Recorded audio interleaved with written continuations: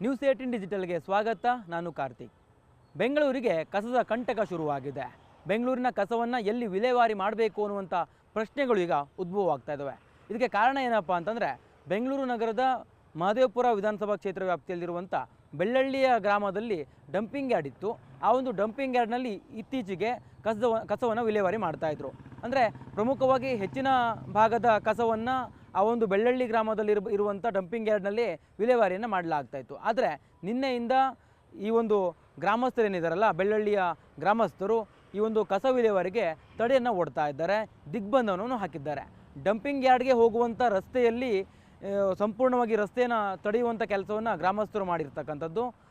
ಯಾವುದೇ ರೀತಿಯ ವಾಹನಗಳ ಸಂಚಾರಕ್ಕೆ ಅಲ್ಲಿ ಅನುವನ್ನು ಮಾಡಿಕೊಡ್ತಾ ಇಲ್ಲ. ಕಾರಣ ಏನಪ್ಪ ಅಂತಂದರೆ, ಬೆಳ್ಳಳ್ಳಿಯ ಗ್ರಾಮ ಏನಿದೆ 20 ಹಳ್ಳಿಗಳು ಆ ಒಂದು ಗ್ರಾಮದಲ್ಲಿದ್ದಾವೆ.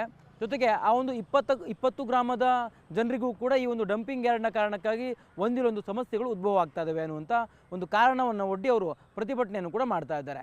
ಈ ಒಂದು ಡಂಪಿಂಗ್ ಯಾರ್ಡ್ಗೆ ಪ್ರವೇಶ ಕಲ್ಪಿಸುವಂಥ ರಸ್ತೆಯ ಎರಡೂ ಬದಿಯನ್ನು ಕೂಡ ಬಂದ್ ಮಾಡಿರುವಂಥ ಪ್ರತಿಭಟನಾಕಾರರು ಯಾವುದೇ ಕಾರಣಕ್ಕೂ ನಮ್ಮ ಬೇಡಿಕೆಯನ್ನು ಈಡೇರಿಸುವವರೆಗೂ ಕೂಡ ಡಂಪಿಂಗ್ ಯಾರ್ಡನ್ನು ಕಾರ್ಯಾಚರಣೆ ಮಾಡೋದಕ್ಕೆ ಬಿಡೋದಿಲ್ಲ ಅನ್ನುವಂಥ ರೀತಿಯಲ್ಲಿ ಅವರ ವಾದವನ್ನು ಕೂಡ ಮುಂದಿಡ್ತಾ ಇರ್ತಕ್ಕಂಥದ್ದು. ಪ್ರಮುಖವಾಗಿ ಬೆಳ್ಳಳ್ಳಿಯ ಗ್ರಾಮಸ್ಥರ ವಾದ ಏನಪ್ಪ ಅಂತಂದರೆ, ಈ ಡಂಪಿಂಗ್ ಯಾರ್ಡ್ನ ಕಾರಣಕ್ಕಾಗಿ ಆರೋಗ್ಯ ಸಮಸ್ಯೆಯಿಂದ ಹಿಡಿದು ನಾನಾ ರೀತಿಯ ಸಮಸ್ಯೆಗಳನ್ನು ನಾವು ಅನುಭವಿಸ್ತಾ ಇದ್ದೇವೆ.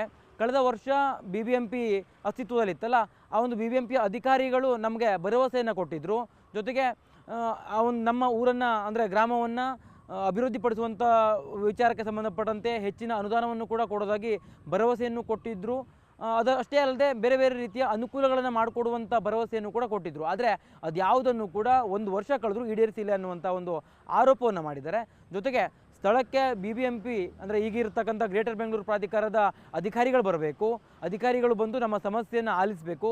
ಸಮಸ್ಯೆ ಆಲಿಸುವ ಜೊತೆಗೆ ಒಂದಿಷ್ಟು ದಿನದ ಒಳಗಾಗಿ ಆ ಒಂದು ಬೇಡಿಕೆ ಏನಿದೆಯಲ್ಲ, ಆ ಒಂದು ಬೇಡಿಕೆಯನ್ನು ಈಡೇರಿಸ್ತೇವೆ ಅನ್ನುವಂಥ ಭರವಸೆಯನ್ನು ಕೊಟ್ಟಲ್ಲಿ ಮಾತ್ರ ನಾವು ಡಂಪಿಂಗ್ ಯಾರ್ಡನ್ನು ಕಾರ್ಯಾಚರಣೆ ಮಾಡೋದಕ್ಕೆ ಬಿಡ್ತೇವೆ ಅನ್ನುವಂಥ ಮಾತನ್ನು ಹೇಳ್ತಾ ಇದ್ದಾರೆ. ಅವರ ವಾದ ಏನಪ್ಪ ಅಂತಂದರೆ, ಈ ಡಂಪಿಂಗ್ ಯಾರ್ಡ್ನ ಕಾರಣಕ್ಕಾಗಿ ಕುಡಿಯುವ ನೀರು ಕೂಡ ಕಲುಷಿತ ಆಗ್ತಾ ಇದೆ. ಅವೈಜ್ಞಾನಿಕವಾಗಿ ಇಲ್ಲಿ ಕಸವನ್ನು ವಿಲೇವಾರಿ ಮಾಡ್ತಾ ಇದ್ದಾರೆ. 70ರಿಂದ 100 ವೆಹಿಕಲ್ಗಳು ಪ್ರತಿದಿನ ಬರ್ತಾ ಇದ್ವು. ಇತ್ತೀಚೆಗೆ ಆ ವಾಹನಗಳ ಸಂಖ್ಯೆಯು ಕೂಡ ಹೆಚ್ಚಾಗ್ತಾ ಇದೆ. ಈಗ ಡಂಪಿಂಗ್ ಯಾರ್ಡ್ನಲ್ಲಿ ಬರುತ್ತಾಗಿರ್ತಕ್ಕಂಥ ಕಸದ ಪ್ರಮಾಣ ಹೆಚ್ಚಾಗ್ತಾ ಇರುವಂಥ ಕಾರಣಕ್ಕಾಗಿ ನಾವು ಸಾಕಷ್ಟು ಸಮಸ್ಯೆಯನ್ನು ಅನುಭವಿಸ್ತಾ ಇದ್ದೇವೆ ಅನ್ನುವಂಥ ಆರೋಪವನ್ನು ಕೂಡ ಮಾಡ್ತಾ ಇದ್ದಾರೆ. ಜೊತೆಗೆ ಈ ಡಂಪಿಂಗ್ ಯಾರ್ಡ್ನ ಕಾರಣಕ್ಕಾಗಿ ನಮಗೆ ಅನಾರೋಗ್ಯ ಉಂಟಾಗ್ತಾ ಇರತಕ್ಕಂಥ ಕಾರಣಕ್ಕಾಗಿ ಆರೋಗ್ಯ ಸೇವೆಗಳನ್ನು ಕೂಡ ಸರ್ಕಾರ ಒದಗಿಸಬೇಕು ಅನ್ನುವಂಥ ಒಂದು ನಿಟ್ಟಿನಲ್ಲಿಯೂ ಕೂಡ ಅವರು ಬೇಡಿಕೆಯನ್ನು ಇಟ್ಟಿದ್ದಾರೆ. ಈ ಒಂದು ಕಸದ ಒಂದು ಪ್ರತಿಭಟನೆ ಏನಿದೆಯಲ್ಲ, ಪ್ರತಿಭಟನೆ ಈಗ ರಾಜಕೀಯ ಸ್ವರೂಪವನ್ನು ಕೂಡ ಪಡೆದುಕೊಂಡಿದೆ. ಕಾಂಗ್ರೆಸ್ ಮತ್ತು BJP ನಡುವೆ ಕಸದ ಫೈಟ್ ಕೂಡ ಶುರುವಾಗಿದೆ. ಈಗಾಗಲೇ ವಿಜೇಂದ್ರ ಮತ್ತು ಆರೋಶಕ್ ವಿರುದ್ಧ DK ಶಿವಕುಮಾರ್ ಅವರು ಸಾಕಷ್ಟು ವಾಗ್ದಾಳಿಯನ್ನು ಮಾಡಿದ್ದಾರೆ. ಈ ರೀತಿಯಾಗಿ ಒಕ್ಕಲೆಬ್ಬಿಸುವಂಥ ಕೆಲಸವನ್ನು ಮಾಡ್ತಾ ಇದ್ದಾರೆ. ಅಂದರೆ ಜನರನ್ನು ದ್ವೇಷವನ್ನು ಹುಟ್ಟಿಸುವಂಥ, ಜನರಲ್ಲಿ ದ್ವೇಷವನ್ನು ಹುಟ್ಟಿಸಿ ಈ ಒಂದು ಪ್ರತಿಭಟನೆಯ ರೂಪಕ್ಕೆ ತರುವಂಥ ಕೆಲಸವನ್ನು BJP ಕಾಂಗ್ರೆಸ್ ಮಾಡ್ತಾ ಇದೆ ಅನ್ನುವಂಥ ರೀತಿಯಲ್ಲಿ DK ಶಿವಕುಮಾರ್ ಅವರು ಆರೋಪವನ್ನು ಮಾಡ್ತಾ ಇದ್ದಾರೆ. ಜೊತೆಗೆ ಈ ಪ್ರತಿಭಟನೆಗಳೆಲ್ಲವೂ ಕೂಡ BJPಯ ಪ್ರಾಯೋಜಿತ ಅನ್ನುವಂಥ ರೀತಿಯಲ್ಲಿ DK ಶಿವಕುಮಾರ್ ಅವರು ಆಪಾದನೆಯನ್ನು ಕೂಡ ಮಾಡ್ತಾ ಇದ್ದಾರೆ. ಅದೇ ಒಂದು ಕಾರಣಕ್ಕಾಗಿ DK ಶಿವಕುಮಾರ್ ಅವರು ಇವತ್ತು ಮಾಧ್ಯಮಗಳ ಜೊತೆ ಮಾತನಾಡುವಂಥ ಸಂದರ್ಭದಲ್ಲಿಯೂ ಕೂಡ ಎಚ್ಚರಿಕೆಯನ್ನು ಕೊಡ್ತಾ ಇದ್ದರು. BJPಯ ನಾಯಕರು ಯಾರ್ಯಾರು ಈ ವಿಚಾರಕ್ಕೆ ಸಂಬಂಧಪಟ್ಟಂತೆ ಮಾತನಾಡ್ತಾ ಇದ್ದಾರಲ್ಲ, ಅವರೆಲ್ಲರ ಮನೆ ಮುಂದೆ ನಾನು ಕಸವನ್ನು ಹಾಕಿಸಬೇಕಾಗತ್ತೆ, ಎಸ್ಮಾವನ್ನು ಕೂಡ ಜಾರಿ ಮಾಡಬೇಕಾಗತ್ತೆ ಅನ್ನುವಂಥ ನಿಟ್ಟಿನಲ್ಲಿ DK ಶಿವಕುಮಾರ್ ಅವರು ಇವತ್ತು ವಾಗ್ದಾಳಿಯನ್ನು ಕೂಡ ಮಾಡಿದ್ದಾರೆ. DK ಶಿವಕುಮಾರ್ ಅವರ ವಾಗ್ದಾಳಿಗೆ BJPಗರು ಕೂಡ ಅಷ್ಟೇ ಪ್ರಮಾಣದಲ್ಲಿ ಟೀಕೆಯನ್ನು ಕೂಡ ಮಾಡಿದ್ದಾರೆ. ಬೆಂಗಳೂರಿನಲ್ಲಿರ್ತಕ್ಕಂಥ ಸಮಸ್ಯೆಯನ್ನು ಮೊದಲು ಬಗೆಹರಿಸಿ ದರ್ಪವನ್ನು ನೀವು ಮೆರೆಯೋದನ್ನು ಆಮೇಲೆ ಮುಂದುವರಿಸುವಿರಂತೆ. ಈಗೇನು ಸಮಸ್ಯೆ ಇದೆಯಲ್ಲ, ಜ್ವಲಂತ ಸಮಸ್ಯೆ ಆಗಿರ್ತಕ್ಕಂಥ ಬೆಂಗಳೂರಿನ ಕಸದ ಸಮಸ್ಯೆಯನ್ನು ನೀವು ಬಗೆಹರಿಸುವ ನಿಟ್ಟಿನಲ್ಲಿ ಕಾರ್ಯಾಚರಣೆಗೆ ಇಳೀರಿ ಅನ್ನುವಂಥ ರೀತಿಯಲ್ಲಿ ಈಗಾಗಲೇ ವಿಜೇಂದ್ರ ಅವರು ಕೂಡ DK ಶಿವಕುಮಾರ್ ಅವರಿಗೆ ಕೌಂಟರ್ ಅಟ್ಯಾಕನ್ನು ಕೂಡ ಮಾಡಿದ್ದಾರೆ. ಒಟ್ಟಾರೆಯಾಗಿ ಬೆಂಗಳೂರಿನಲ್ಲಿ ಒಂದು ದಿನದ ಮಟ್ಟಿಗೇನಾದರೂ ಕಸ ವಿಲೇವಾರಿಗೆ ಸಮಸ್ಯೆ ಆಯಿತು ಅಂತಂದರೆ ಅದು ಸಾಕಷ್ಟು ಬೇರೆ ಬೇರೆ ರೀತಿಯ ಪ್ರತಿಕೂಲ ಪರಿಣಾಮವನ್ನು ಕೂಡ ಬೀರುತ್ತೆ. ಬೆಂಗಳೂರಿನ ನಾನಾ ಭಾಗದಲ್ಲಿ ಕಸದ ವಾಹನಗಳು ನಿಂತು ಅಂತಂದರೆ ಬೆಂಗಳೂರಿನಾದ್ಯಂತವೂ ಕೂಡ ಗಬ್ಬೆದ್ದು ನಾರತ್ತೆ. ಆ ರೀತಿಯಾಗಿ ಕಸದ ಸಮಸ್ಯೆ ಇದೆ. ಪ್ರತಿನಿತ್ಯವೂ ಕೂಡ ಈ ಒಂದು ಕಸವನ್ನು ವಿಲೇವಾರಿಯನ್ನು ಮಾಡಬೇಕಾಗತ್ತೆ. ಈಗ ದೊಡ್ಡಬಳ್ಳಾಪುರದಲ್ಲಿ ಏನು ಕಸ ವಿಲೇವಾರಿ ಮಾಡ್ತಿದ್ರಲ್ಲ, ಅಲ್ಲೂ ಕೂಡ ವಿರೋಧಗಳು ವ್ಯಕ್ತವಾಗಿದ್ದಾವೆ.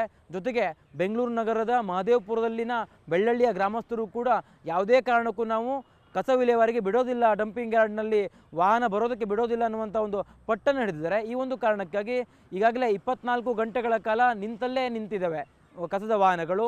ಇನ್ನು ಮುಂದಿನ ದಿನಗಳಲ್ಲಿಯೂ ಕೂಡ ಏನಾದರೂ ಬೆಳ್ಳಳ್ಳಿಯ ಗ್ರಾಮಸ್ಥರು ಪಟ್ಟನ್ನು ಬಿಡಿದೆ ವಾಹನವನ್ನು ಪ್ರವೇಶ ಮಾಡೋದಕ್ಕೆ ಅನುಕೂಲ ಮಾಡಿಕೊಡದೇ ಇದ್ದಂಥ ಸಂದರ್ಭದಲ್ಲಿ ನಿಂತಲ್ಲೇ ಏನಾದರೂ ಕಸದ ವಾಹನಗಳು ನಿಂತು ಅಂತಂದರೆ ಸಮಸ್ಯೆಗಳು ಉಲ್ಬಣ ಆಗ್ತವೆ. ಪ್ರತಿಯೊಂದು ಭಾಗದಲ್ಲೂ ಕೂಡ ಕಸದ ಸಮಸ್ಯೆ ಹೆಚ್ಚಾಗತ್ತೆ. ಬೆಂಗಳೂರಿನ ಈ ಒಂದು ಕಸದ ಸಮಸ್ಯೆಯನ್ನು ಯಾವ ರೀತಿಯಾಗಿ ರಾಜಕಾರಣಿಗಳಿರ್ಬೋದು ಅಥವಾ ಆಳ್ವಿಕೆ ನಡೆಸ್ತಾ ಇರುವಂಥ ಸರ್ಕಾರ ಇರ್ಬೋದು, ಅಧಿಕಾರಿಗಳು ಯಾವ ರೀತಿಯಾಗಿ ನಿರ್ವಹಣೆ ಮಾಡ್ತಾರೆ ಅನ್ನುವಂಥ ಪ್ರಶ್ನೆಯೂ ಕೂಡ ಉದ್ಭವ ಆಗ್ತಾ ಇದೆ. ಈಗಾಗಲೇ ದೊಡ್ಡಬಳ್ಳಾಪುರ ಭಾಗದಲ್ಲಿಯೂ ಕೂಡ ಇದಕ್ಕೆ ವಿರೋಧ ವ್ಯಕ್ತವಾಗಿದೆ. ಧೀರಜ್ ಮುನ್ರಾಜ್ ಅವರು ಶಾಸಕರು ಅವರು ಕೂಡ ಆ ಒಂದು ಸ್ಥಳಕ್ಕೆ ಭೇಟಿಯನ್ನು ಕೊಟ್ಟು ಪ್ರತಿಭಟನಾ ನಿರತರಿಗೆ ಬೆಂಬಲವನ್ನು ಕೂಡ ಸೂಚಿಸಿದರು.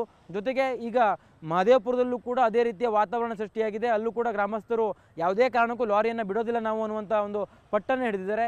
ಈ ಎಲ್ಲ ಕಾರಣದಿಂದಾಗಿ ಬೆಂಗಳೂರಿಗೆ ಈ ಒಂದು ಕಸದ ಕಂಟಕ ಶುರುವಾದಂತೆ ಕಾಣಿಸ್ತಾ ಇದೆ.